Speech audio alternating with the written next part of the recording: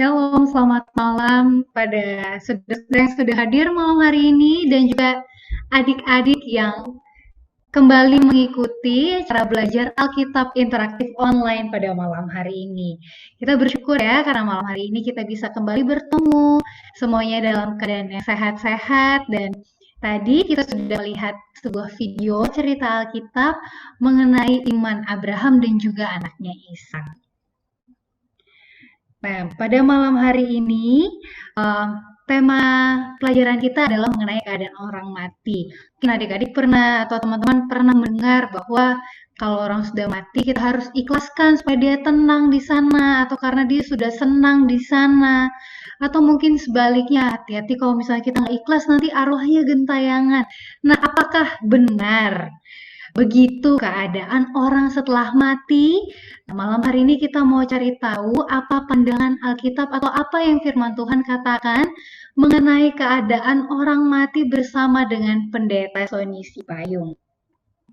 Dan pada malam hari ini untuk saudara-saudara yang rindu untuk didoakan, yang rindu untuk belajar lebih lanjut, atau juga memiliki pertanyaan, boleh langsung dituliskan di kolom chat atau juga kolom komentar YouTube dan Facebook Uni Indonesia Kawasan Barat. Saat ini marilah kita persiapkan hati kita akan berdoa. Mari kita berdoa. Tuhan Allah kami yang baik, Allah yang bertahta dalam kerajaan surga, terima kasih ya Tuhan karena dengan kasih karunia Tuhan saja malam hari ini kami masih mampu, masih dapat berkumpul untuk mendengarkan firman Tuhan, untuk belajar bersama-sama. Kiranya Roh Kudus mau hadir dalam hati kami, agar kami dapat mengerti dan terlebih lagi memberikan kuasa dan juga kebijaksanaan pada Pendeta Sony Sipayung untuk menyampaikan pelajaran pada malam hari ini. Terima kasih Tuhan, dalam nama Yesus kami berdoa. Amin. Dan malam hari ini juga Pendeta Sony Sipayung akan menjawab pertanyaan-pertanyaan yang kemarin sudah masuk. Pada waktu ini saya serahkan kepada Pendeta Sony Sipayung. Shalom, selamat malam. Selamat bertemu kembali kepada para pelajar Alkitab yang dengan setia malam ini telah datang untuk kembali belajar akan firman Tuhan. Apa kabar semuanya? Tidak terasa kita sudah tiba di malam yang keempat. Waktu berjalan begitu cepat. Baiklah, sebelum kita akan belajar, mari kita lihat ada pertanyaan kemarin malam. Iya, Oke, pertanyaan dari Cinta di Bandung. Apakah beragama tentu beriman? Iya. Apa itu agama?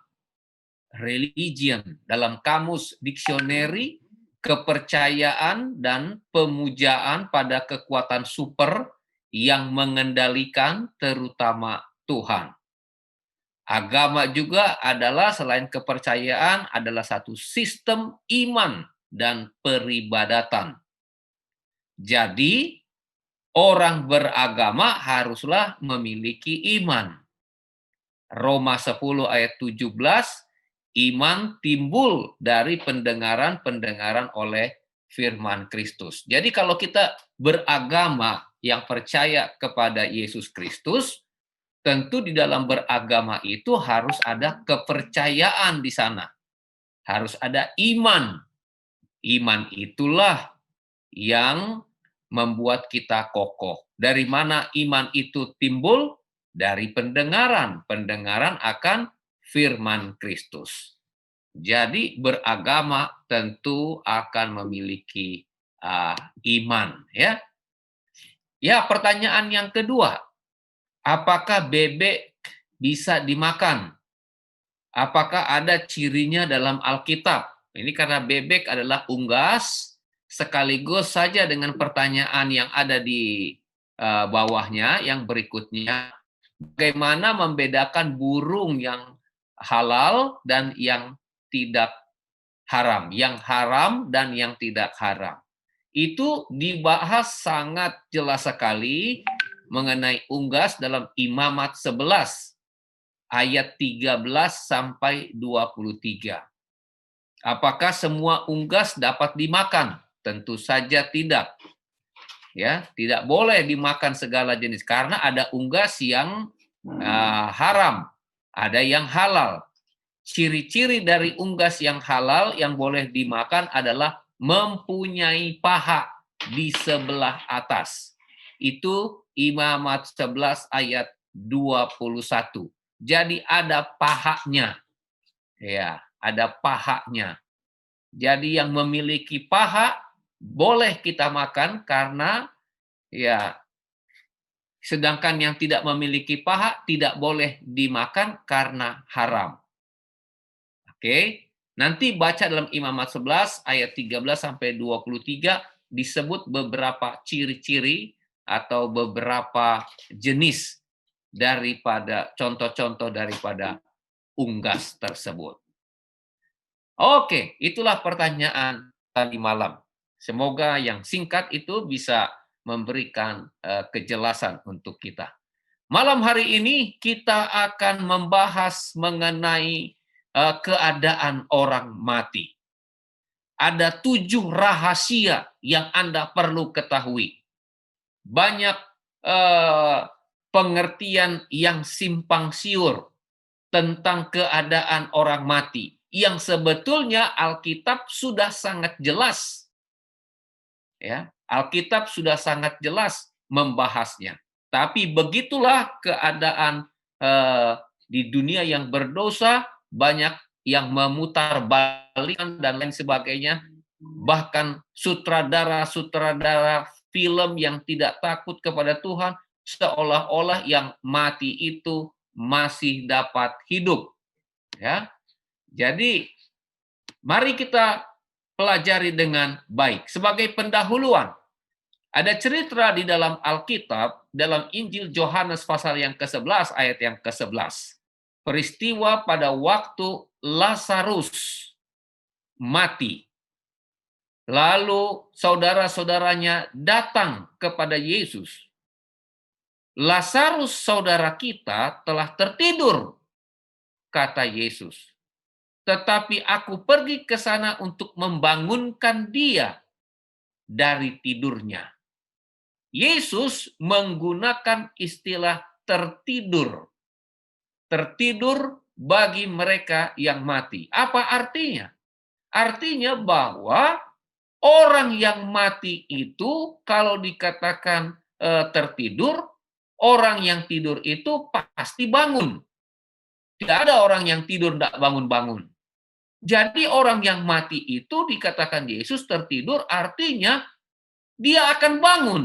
Satu waktu nanti dia akan bangkit. Kata murid-murid itu kepadanya, Tuhan, jikalau ia tertidur, ia akan sembuh. Dalam arti mati. Sedangkan sangka mereka Yesus berkata tentang tertidur dalam arti biasa. Jadi dari ayat ini kita dapati murid-murid itu salah mengerti dengan apa yang dimaksud oleh Yesus. Yesus maksudkan ialah bahwa tertidur dalam arti mati. Tapi yang mau ditekankan di sini bahwa orang yang mati itu satu waktu akan bangun. Seperti orang yang tertidur itu bangun, begitulah yang mati itu juga satu waktu akan bangun. 1 Tesalonika 4 ayat 16, mereka yang mati dalam Kristus akan lebih dahulu bangkit. Nah, ini ada satu apa yang dikatakan oleh Rasul Paulus di sini, ya, bahwa Tuhan memberikan penghargaan kepada mereka yang mati di dalam Kristus. Kenapa? Penghargaan apa? Yaitu penghargaan bahwa ketika Yesus nanti datang yang kedua kali, jika ada orang yang masih hidup, bukan mereka yang akan lebih dahulu diangkat naik ke sorga, tetapi orang-orang yang mati dalam Kristus akan lebih dahulu dibangkitkan dan diangkat ke dalam kerajaan sorga. Barulah setelah itu mereka yang hidup. Jadi inilah yang pertama yang dimaksudkan dengan orang yang mati itu tertidur. Artinya dia akan bangun. Yesus katakan mereka akan dibangunkan, mereka akan diangkat, mereka akan bangkit dan masuk dalam kerajaan sorga. Yohanes 5 ayat 29. Dan mereka yang telah berbuat baik akan keluar dan bangkit untuk hidup yang kekal. Tapi mereka yang telah berbuat jahat akan bangkit untuk dihukum. Nah, kembali seperti orang yang tertidur akan bangun, begitulah orang yang mati, mereka akan bangkit. Nah, sekarang Injil Yohanes 5 ayat 29 membagi dua golongan manusia. Pertama, manusia yang berbuat baik akan keluar dan bangkit untuk hidup yang kekal. Lalu golongan yang kedua, mereka yang telah berbuat jahat akan bangkit juga, tetapi untuk dihukum. Jadi kita lihat di sini, semua akan bangkit. Hanya yang satu bangkit untuk hidup yang kekal, dan yang satu lagi bangkit untuk mendapatkan hukuman, lalu setelah itu akan mati selama-lamanya. Mari kita lihat sekarang jaminan Kristus menang atas kematian. Yesus atau Kristus dapat mengatakan hal tersebut oleh karena dia sudah menang atas kematian. Wahyu 1 ayat 17. Jangan takut, aku adalah yang awal dan yang akhir. Ayat 18, dan yang hidup. Aku telah mati, namun lihatlah, aku hidup sampai selama-lamanya. Dan aku memegang segala kunci maut dan kerajaan maut. Jadi Yesus memberitahukan di dalam buku Wahyu kepada Yohanes, aku telah mati. Yesus sudah mati di atas kayu palang. Namun lihatlah, katanya, aku hidup. Yesus sudah mengalahkan maut. Aku hidup sampai selama-lamanya. Dan yang menyenangkan bagi kita adalah aku memegang segala kunci maut dan kerajaan maut. Jadi kunci daripada kerajaan maut itu ada di tangan Tuhan kita, Yesus Kristus, yang telah bangkit, yang telah menang. Jadi barang siapa yang percaya, kalaupun kita mengalami kematian di sini, itu hanyalah tertidur. Akan datang waktunya di mana ketika Yesus datang, kita akan dibangkitkan, dibangunkan untuk mewarisi kerajaan sorga. Mari kita lihat 7 rahasia. Nah, ini dia. 7 rahasia tentang keadaan orang mati. Supaya kita paham. Rahasia yang pertama, kita mau melihat bagaimana kehidupan dimulai. Ada nggak yang tahu bagaimana kehidupan itu dimulai? Alkitab dengan jelas dalam Kejadian 2 ayat yang ke-7. Ketika itulah Tuhan Allah membentuk manusia itu dari debu tanah dan menghembuskan nafas hidup ke dalam hidungnya. Demikianlah manusia itu menjadi makhluk yang hidup. Jadi, kita makhluk yang hidup ini dasarnya adalah debu tanah. Lalu Tuhan menghembuskan nafas kehidupan. Jadilah kita makhluk yang hidup. Jadi Bapak, Ibu, saudara-saudara, adik-adik sekalian, ingat, kita semua berasal dari apa? Debu tanah. Lalu Allah menghembuskan nafas hidup, jadilah makhluk yang hidup. Ketika itulah Tuhan Allah membentuk manusia itu dari debu tanah dan menghembuskan napas hidup ke dalam hidungnya menjadi makhluk yang hidup. Maka kita buatkan rumusnya. Rumusnya itu adalah debu tanah ditambah nafas hidup. Jadilah makhluk hidup. Nah, inilah asal mula daripada kehidupan itu. Lalu Tuhan Allah menumbuhkan berbagai-bagai pohon dari bumi yang menarik dan pohon yang baik untuk dimakan buahnya dan pohon kehidupan di tengah-tengah taman itu serta pohon pengetahuan yang baik dan yang jahat. Rahasia kedua. Tadi rahasia kehidupan. Sekarang rahasia yang kedua, bagaimana kematian dimulai.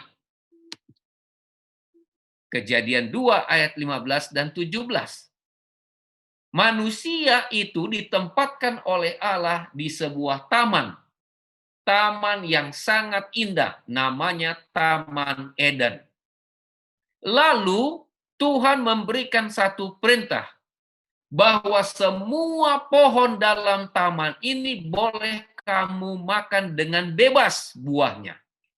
Tetapi pohon pengetahuan tentang yang baik dan yang jahat itu, yang ada di tengah-tengah taman itu, jangan kamu makan buahnya.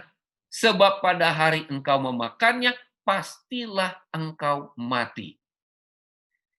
Tuhan dengan sengaja menempatkan satu pohon kehidupan dan pohon pengetahuan baik dan jahat.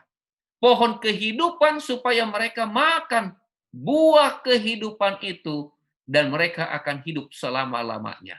Tetapi ada buah pohon pengetahuan baik dan jahat sebagai satu ujian kesetiaan manusia kepada pencipta. Jangan kamu makan, pastilah kamu mati. Itu perintah Tuhan. Tetapi kemudian dalam Kejadian pasal 3 ayat 1 sampai yang keempat, datanglah ular yang paling cerdik. Ular itu berkata kepada perempuan itu, siapa ular ini? Ular ini adalah Lucifer, adalah setan, adalah ular tua, adalah naga, berulang-ulang namanya berganti-ganti di dalam Alkitab itu. Dan setan datang dalam bentuk ular dan berkata kepada Hawa, tentulah Allah berfirman semua pohon dalam taman ini jangan kamu makan buahnya, bukan? Lalu sahut perempuan itu kepada pohon-pohonan taman ini boleh kami makan. Tetapi tentang buah pohon yang ada di tengah-tengah taman Allah berfirman, jangan kamu makan ataupun raba buah itu, nanti kamu mati.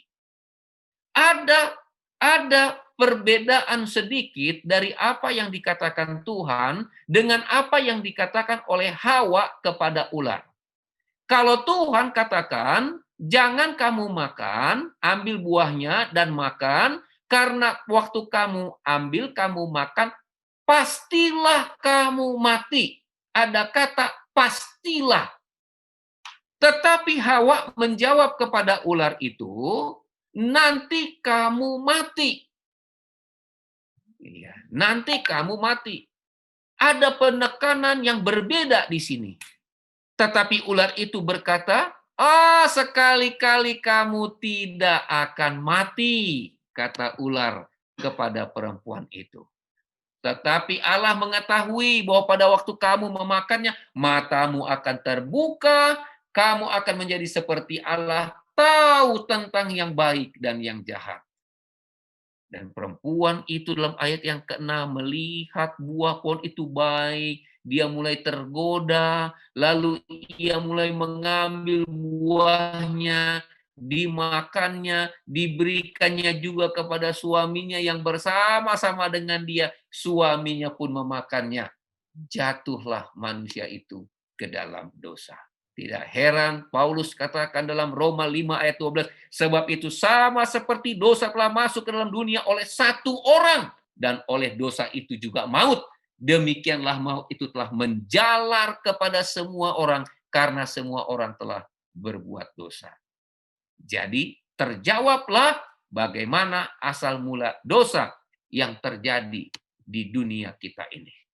Sekarang rahasia ketiga. Rahasia ketiga, kita akan berbicara tentang apa yang terjadi dengan tubuh seseorang saat kematian. Kalau ada yang mati, ada yang meninggal, bagaimana dengan tubuhnya? Mari kita lihat apa kata Alkitab. Kejadian 3 ayat 19. Dengan berpeluh engkau akan mencari makananmu sampai engkau kembali lagi menjadi tanah. Karena dari situlah engkau diambil. Sebab engkau debu dan engkau akan kembali menjadi debu. Jadi orang yang mati akan kembali kepada debu. Karena asal mulanya manusia itu adalah debu tanah. Jadi kalau dia sudah mati, dia akan kembali kepada debu tanah lagi. Jadi kalau Bapak, Ibu, Saudara, adik-adik, orang-orang muda mati, kembali lagi kepada debu. Sama seperti pada waktu penciptaan itu. Sekarang mengenai rahasia keempat. Apa yang terjadi dengan roh seseorang saat kematian? Ada orang bilang rohnya gentalayangan, ya, jalan-jalan. Dulu ada film ya yang berjudul Ghost. Film ini sangat populer di zaman itu. Ini sutradaranya adalah sutradara yang tidak tahu Alkitab. Jadi dia menggambarkan bagaimana ada sepasang kekasih, lalu istrinya itu sepasang kekasih, lalu suaminya itu meninggal, dibunuh oleh karena ada seperti perampokan atau apa. Lalu kemudian suaminya ini yang sudah meninggal ingin menjaga istrinya. Jadilah dia seperti hantu yang terus menemani, tetapi istrinya tidak tahu. Apakah benar demikian?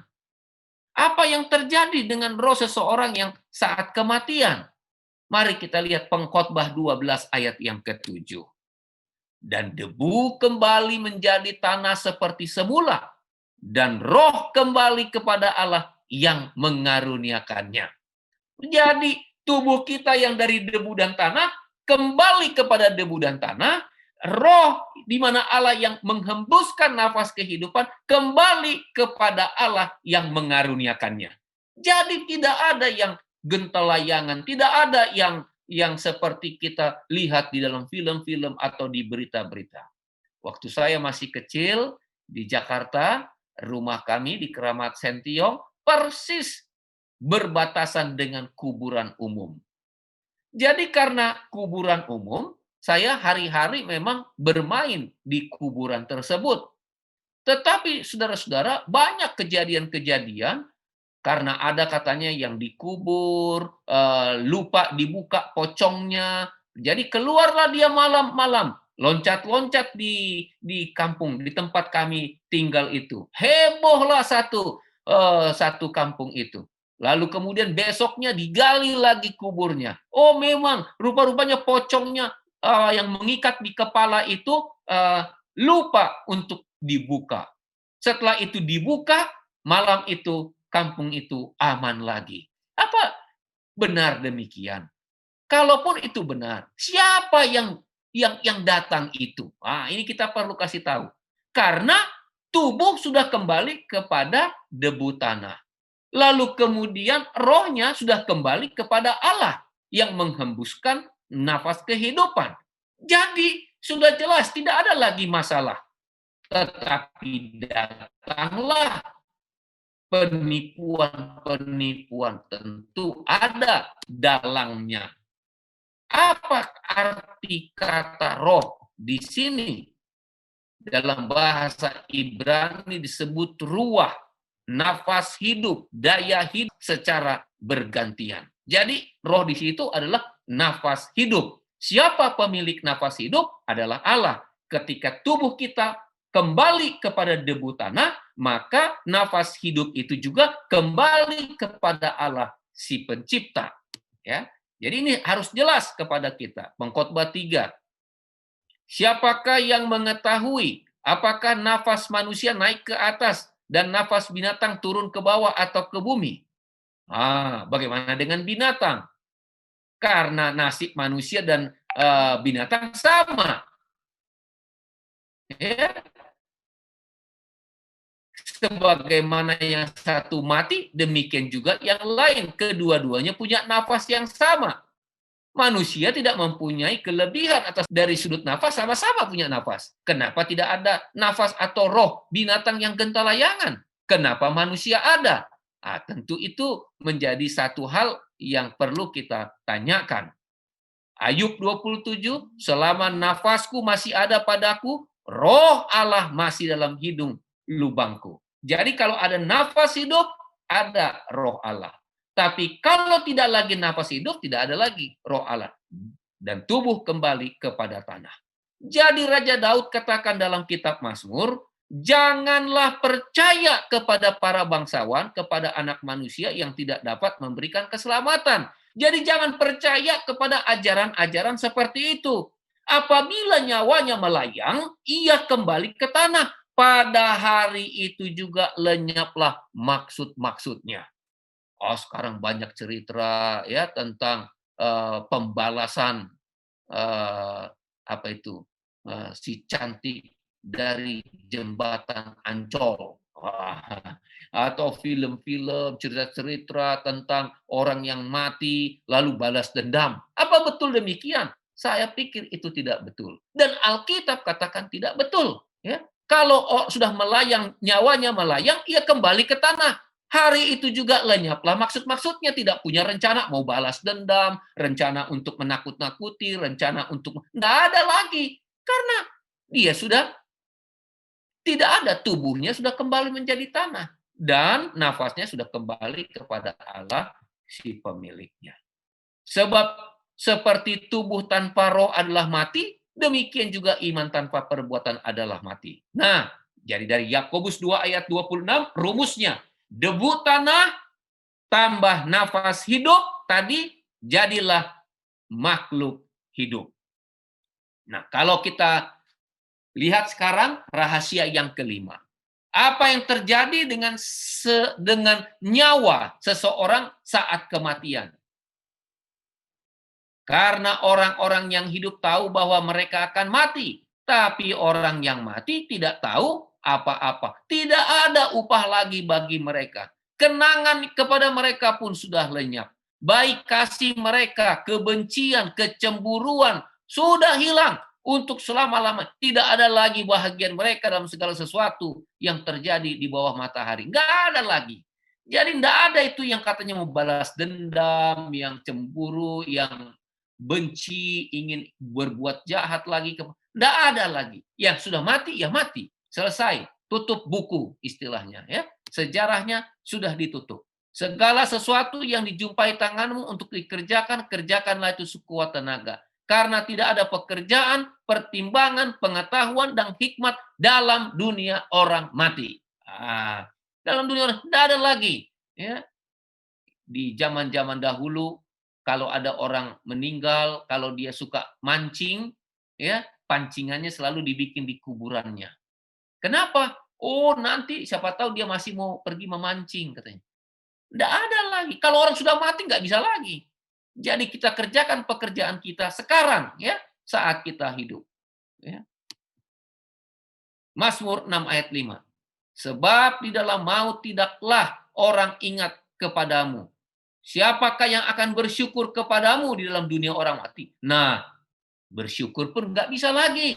Jadi ketika kita masih hidup, inilah waktunya kita bersyukur. Datang kepada Tuhan, bersyukur ya. Jangan tunggu kalau sudah apa? Sudah mati. Bukan orang-orang mati akan memuji-muji Tuhan. Lihat, tidak bisa memuji-muji Tuhan.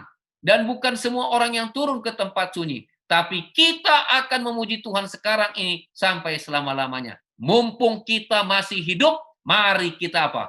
Puji Tuhan. Mari kita menyanyi, mari kita puji nama Tuhan. Kalau sudah mati, selesai. Tidak ada lagi bisa memuji-muji Tuhan. Ketika kita hidup saja, anak-anaknya menjadi mulia tetapi ia tidak tahu. Atau mereka menjadi hina tetapi ia tidak menyadarinya. Karena sudah mati, itu kata Ayub. Saudara-saudara, aku boleh berkata dengan terus terang kepadamu tentang Daud, bapak bangsa ini. Ia telah mati dan dikubur, dan kuburannya masih ada pada kita sampai hari ini. Sebab bukan Daud yang naik ke sorga, malahan Daud sendiri berkata, Tuhan telah berfirman kepada Tuanku, pandanglah kiranya, jawablah aku, ya Tuhan Allahku, buatlah mataku bercahaya, supaya jangan aku tertidur dan mati. Karena kalau sudah mati nggak ada lagi. Tiba di rahasia keenam. Ketika kuasa kematian dipatahkan. Ini penting sekali untuk kita pahami. 1 Korintus 15 ayat 21 dan 22. Sebab sama seperti maut datang karena satu orang, demikian juga kebangkitan orang mati datang karena satu orang manusia. Karena sama seperti semua orang mati dalam persekutuan dengan Bali dalam persekutuan dengan Kristus.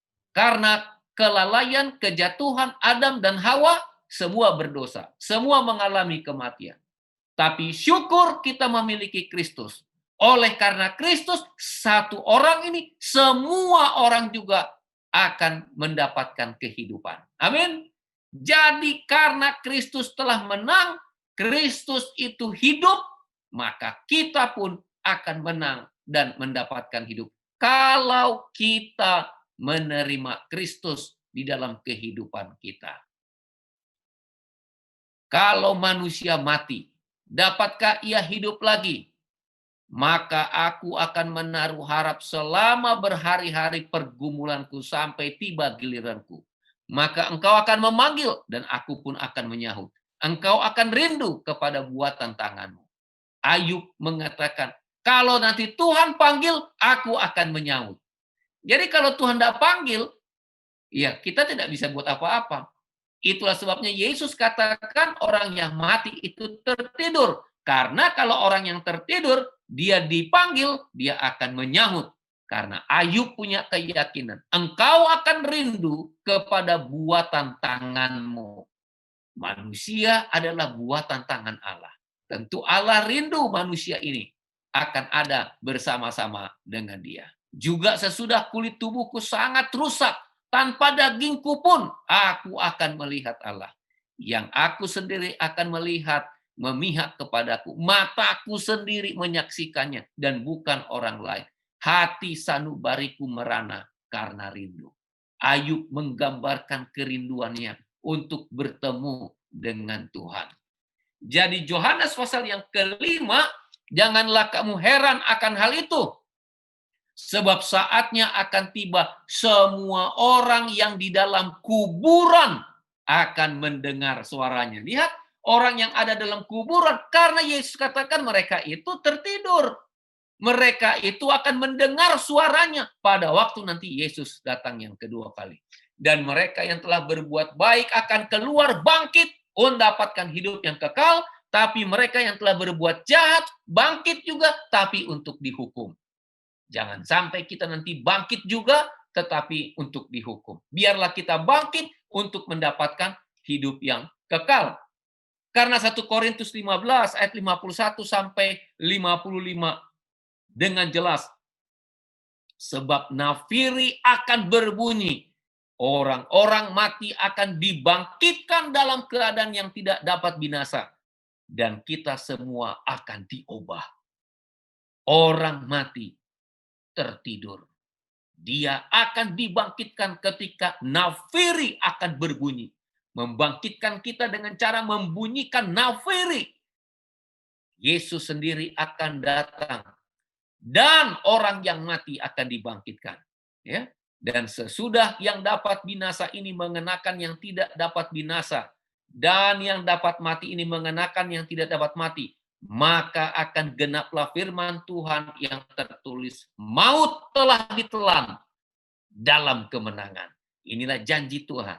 Ketika kita dibangkitkan nanti. Ayah saya, ibu saya sudah meninggal. Kakak saya yang nomor 2 sudah meninggal. Tapi saya percaya kita akan dipertemukan dalam kerajaan sorga. Mereka tertidur waktu Yesus datang, nafiri dibunyikan, mereka akan dibangkitkan. Dan hanya Yesus yang dapat melakukannya.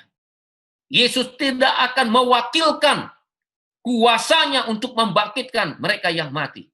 Dia sendiri akan datang bersama dengan nafiri, malaikat-malaikat yang membunyikan nafiri, membangkitkan orang tua, saudara kita yang sudah meninggal. Dan kita pun akan masuk ke dalam sorga.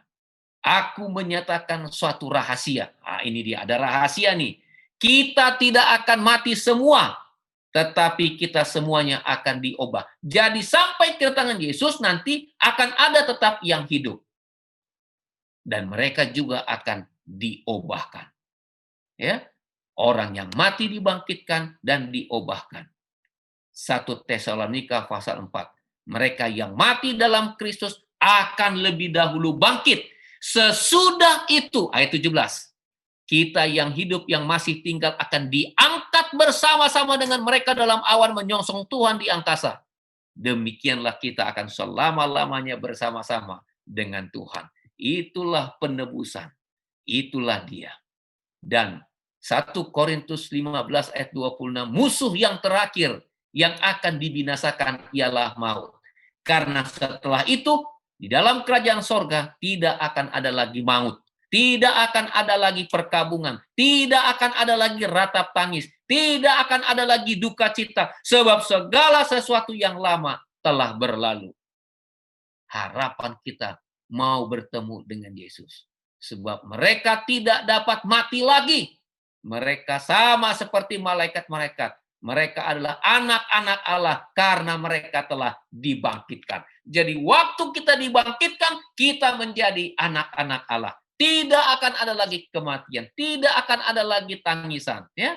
Dan rahasia yang ketujuh, yang terakhir, yang kita harus pahami, makna kematian bagi orang yang percaya.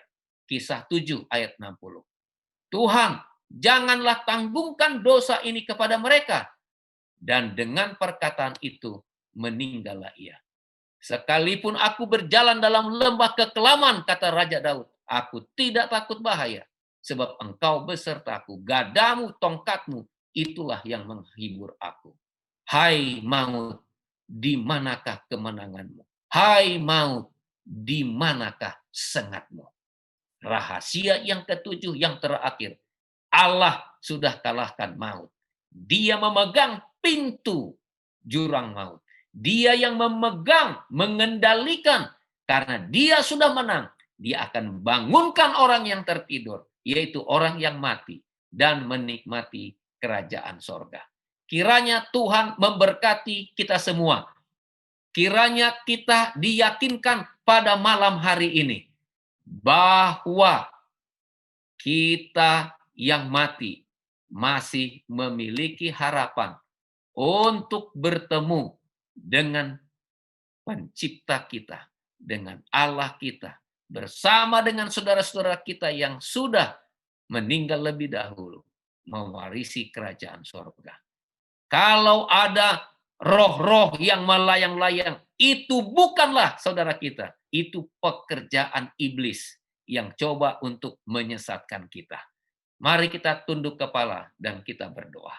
Bapa di sorga, terima kasih untuk satu kepastian bahwa orang yang mati adalah tertidur, menunggu Tuhan datang untuk membangunkan, mengubahnya, dan memasuki kerajaan sorga. Biarlah kami yang sudah kehilangan saudara-saudara kami dengan iman percaya kepada Engkau, nanti akan ada pertemuan yang indah di dalam kerajaan sorga. Kami yang masih hidup ini Tuhan, ajari kami untuk setia kepada Tuhan, supaya kami pun dapat masuk ke dalam kerajaan-Mu. Terima kasih Bapa di sorga, berkati semua para pelajar Alkitab, orang tua, orang muda, anak-anak, biarlah kami setia kepada Tuhan, dan biarlah kami nanti dapat masuk dalam kerajaan-Mu. Terima kasih Bapa, dalam nama Tuhan Yesus kami berdoa. Amin. Terima kasih. Selamat malam. Tuhan memberkati kita. Terima kasih Pendeta Sony Sipayung dan terima kasih untuk kita semua yang telah menghadiri belajar Alkitab online pada malam hari ini. Semoga kita semua bisa memahami dan kita juga mengerti mengenai firman Tuhan malam ini. Kita akan bertemu kembali besok hari jam 6.45 kita akan kembali menyaksikan video atau juga film animasi cerita Alkitab bukan hanya untuk anak-anak tapi untuk kita semua, dan kemudian kita akan kembali lagi belajar Alkitab online bersama dengan Pendeta Sony Sipayung. Pendeta Sony ada yang mau disampaikan? Oke. Untuk pertanyaan-pertanyaan yang masuk, kalau ada akan dibahas besok. Untuk permohonan doa yang sudah masuk juga akan didoakan. Terima kasih semuanya. Selamat malam, Tuhan Yesus memberkati.